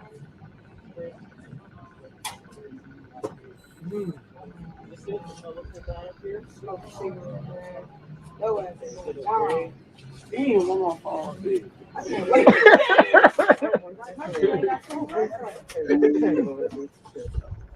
She might not even got no bag. Hey, she ain't got no bag and she fucking with y'all. Her bag's better than plane, man. Get her.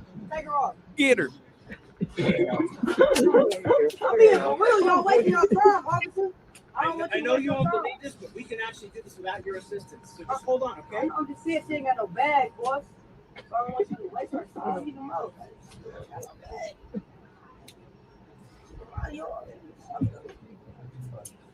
Yeah.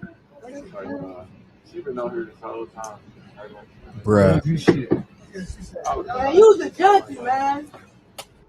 Amazing. Commentary is absolutely amazing in that. And now the thing is from my understanding, they were delayed. The flight was delayed a whole day. Now, as you already know, there have been a bunch of flights that have been delayed all throughout the country, mainly from American Airlines and Spirit Airlines, right? There have been a lot of that ish going on. Now, the funny thing is this particular flight was delayed a whole day. People had to go spend the night go find hotel rooms to stay in. Then they went back into the plane. The plane was delayed again. They finally fly. And as they land, this woman pulls out a cigarette, like I said, has the Karenacity to pull out a cigarette and start smoking it. For what reason? I don't even know. For what reason? I don't even know. Now, thing is of course, she got arrested.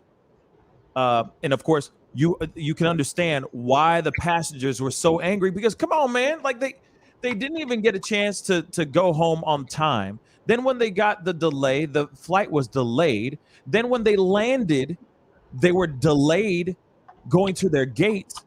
So they're just sitting like it was, like I said, just an absolute cluster F up in this piece, all due to dealing with Spirit Airlines. And like I said, Spirit Airlines. We got another one. Stacy Everson, thank you so much for the super chat, $20 super chat. She says, I may not have agreed with all the discussions today. I respect everyone's opinion on the panel and in the family chat. Thank you. Thank you so much for the respect and the $20 super chat. I think there was another one. Oh, there it is. There it is. Joe Knowles, thank you so much for the $2 super chat. He said, I'm tired of these mother effing smokers on this mother effing plane. Absolutely, man. Where's Samuel L. Jackson when you need him? You know what I'm saying? Stand back. I'm going to shoot out some holes. You know what I'm saying? Like, I need something. Because these airlines, things are getting crazier and crazier, getting out of hand like crazy. Now they are literally teaching their flight attendants, their flight staff, self-defense. They're taking self-defense classes now. Which, I mean, I'm going to be really honest. I feel like this is something that they should have done a long ass time ago. Real talk. 9/11. Hello. Okay. This is something that should have been happening. But because of all the craziness, because of all the duct tape, I'm sure duct tape stock has gone up a couple ticks because of all the BS that's been going on.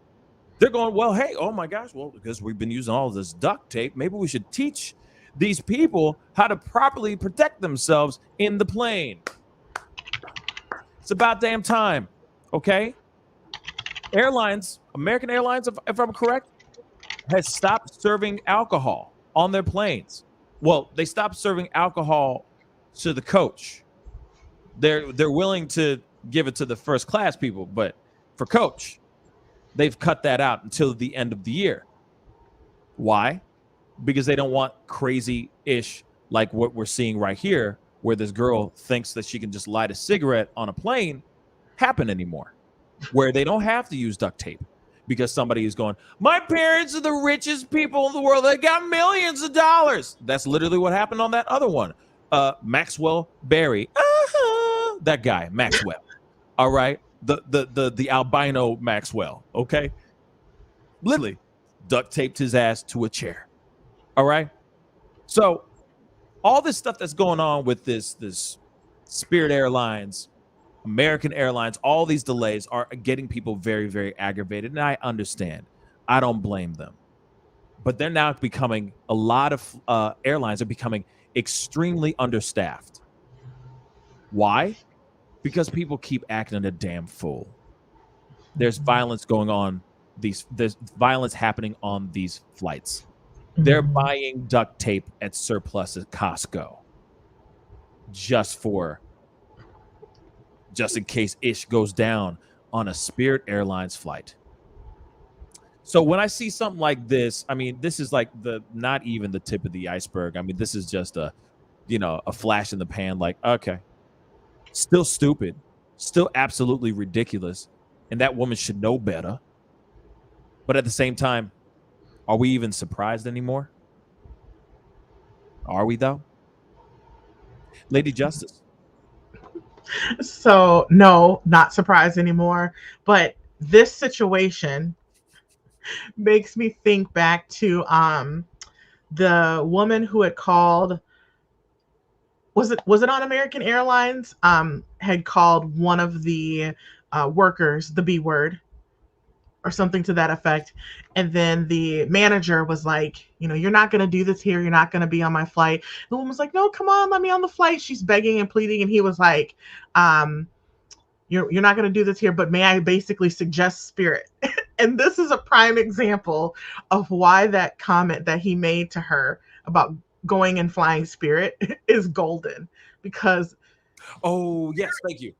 Yes, because Spirit can be a shit show sometimes. Excuse my language. Like, it has its issues, and so that was the going around in my mind. I was kind of like chuckling to myself because I was just thinking like, nope, that comment was golden. And the woman smoking on a Spirit airline is exactly why. Like, if you're gonna be cheap or you're gonna be a terrible person, you deserve the garbage of airlines.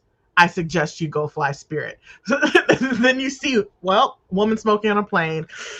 Like this is kind of how it is. So that's kind of like where my mind was roaming to, thinking about this story. It's so funny because it sucks because somebody who, another person like manager will sit there and go, yeah, you can fly Spirit. If you have a problem with us, you can go fly Spirit. I feel so bad for Spirit because Spirit just gets such a bad rap. Frontier, Spirit, even Allegiant, they all get the bad rap.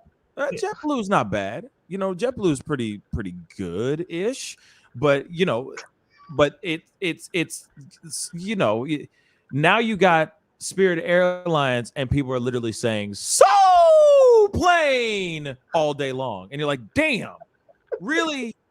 Like, come on now, it ain't. Don't call that. Don't call hood. You know what I'm saying? Because still, no matter what, it still has to go up 30 some odd feet in the 30 some odd thousand feet in the and still land its tires on that tarmac or whatever the thing, whatever. You know what I'm talking about? That runway. That's what I'm trying to say. Still got to land. So how messed up, how ghetto or hood or ratchet is that airline? Yes, they have certain amenities and their chairs are made of plastic, but hey, still, it's still going up in the air and it's still landing. You see what I'm saying? Just a cheaper flight. But I feel like it should not be a thing. Somebody just getting weak off a soul plane. But they should not be a thing where you automatically think, oh well, shoot, if it's Spirit, I'm just gonna be ratchet. No, come on now. It's not fair. It's just not fair because we're seeing these acts of violence and people acting a damn fool, not only on Frontier, but on American Airlines, United, the good stuff. You know what I'm saying? But it is funny when he says, yeah, you can just go over the Spirit. They'll take you. You know what I'm saying? They let people smoke crack on the plane. You know what I'm saying? I'm just saying. But hey, Mark S, thank you so much for the $5 super chat. He said, hell, she was on Spirit Air. She had to smoke. I had a blast. Peace out. Please fix them eyebrows. I guess he has a problem with my eyebrows. Yeah, he's been going hard on the eyebrows. I know. I don't know what's going on. My eyebrows are fine. My eyebrows are just fine. I don't know what the issue is with these eyebrows, but hey, these are my eyebrows. Deal with it. But thank you so much for the $5 super chat. Anyway, that is the show, everybody. I really do appreciate all y'all for being on. A big thank you to David for being on today. I really do appreciate it. It's been an interesting, controversial roller coaster ride of conversations today. So I appreciate all y'all for being a part of the ride all the way to the Spirit Airlines conversation. So plain. I love it. It's a lot of fun. You know what I'm saying? But Lady Justice, of course, thank you very, very much for being on. I really do appreciate it. Thank you. It's always a pleasure joining you. This is always a lot of fun. So we have great conversations. Always. Love the family in the chat. They always keep it lit. Yes. And to the mods, shout out to the mods. I love y'all. You guys have been holding it down for this entire week. It has been a crazy roller coaster ride of comments, viewers, etc. So thank you guys for holding this ship together, because I know it's been put together with spit, dental floss, bubble gum, and duct tape. But I do appreciate you guys for being involved and helping us out and keeping this ship nice and tight. All right. So to all you mods, I love you guys. You guys are amazing. And to the fam, you guys, hey, last but not least, all right, to the fam, for all y'all in the chat, thank you so much for engaging, being a part of the conversations and all that stuff. I really do appreciate it. Seriously, I really, really do. Okay. We work hard out here. So it's nice to have people who are actually willing to listen and have conversations with us, whether you like or enjoy the conversations, if you like my eyebrows or not. We do appreciate you coming in and watching and being a part of the conversation. Okay. But anyway, if you haven't done it yet, I got to do this, of course, because, I got things to do. You know what I'm saying? I got work to do. Please hit that like button. Hit that like button so hard, okay, that you shatter the screen. And of course, for those of y'all who are just new to the show and you've seen it a bunch of times, you're like, man, should I? Yes, you should. Hit that subscribe button. The hell is wrong with you? You should be ashamed of yourself. All right? I'm kidding. Hit the subscribe button. We'd really appreciate it. Okay? I'd love you for it. All right? Anyway, it is time to get going. I love all you guys. All right? Be good to yourselves. Be good to one another. And I'll see you guys very, very soon. Most likely sometime this weekend. All right? This is the Pascal Show. Bye. Homeowners and property managers, If you're looking for effective and humane ways to remove wild animals and deal with the damage that they have caused, we have good news for you. Introducing Wildlife Command Center, a professional nuisance wildlife management company specializing in providing animal removal for residential, industrial, and commercial clients. We are the only wildlife company that checks 70 different areas on a structure to determine the answers to the following questions.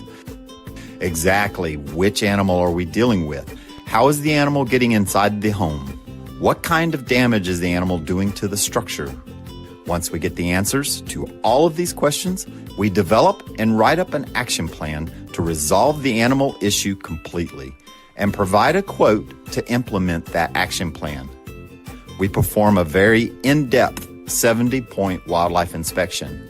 From visually inspecting the highest point, the chimney, to physically crawling inside the attic space and looking for animals, chewed wires, fecal matter, chewed structural wood. We inspect everything. Our inspection process covers all of the following 70 points: animal-proof chimney cap, roof ridge vents, roof to soffit junctions, dormer fascia, attic gable vents, gutter lines, fascia trim, garage door, utility penetrations, water, gas, electric, and cable, bathroom vents, attic roof ridge vents, attic electrical, wiring, junctions, boxes, and lighting, concrete decks, additions, wooden crawl spaces, basement plumbing, penetrations, ceiling, floor, and wall. Wildlife Command Center's mission is to deliver the finest quality wildlife removal and pest control service that is safe for the environment. For more information, call us now.